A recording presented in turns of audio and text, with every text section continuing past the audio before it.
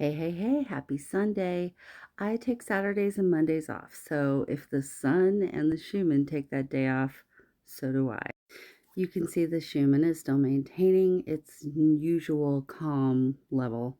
And to be honest, what I've noticed is a pattern where when there's unrest, sometimes the Schumann will be nice and even, and I really think that's kind of an assist for Mama Earth. She also does this when there's a big sunspot and potential for flares.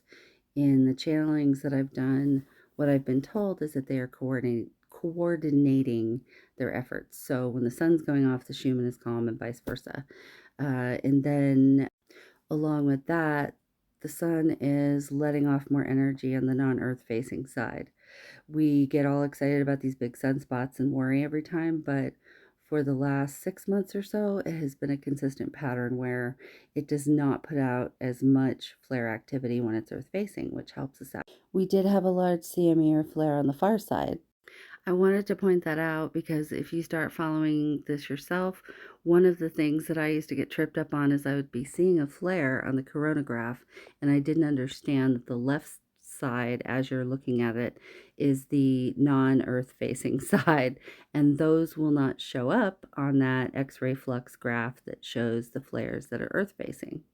In the meantime, I missed a little chicanery with the NOAA changing the planetary K index. So they have made a KP5 a green now, and KP4 used to be yellow. Or rather, make that a KP4 used to be yellow and now it's green.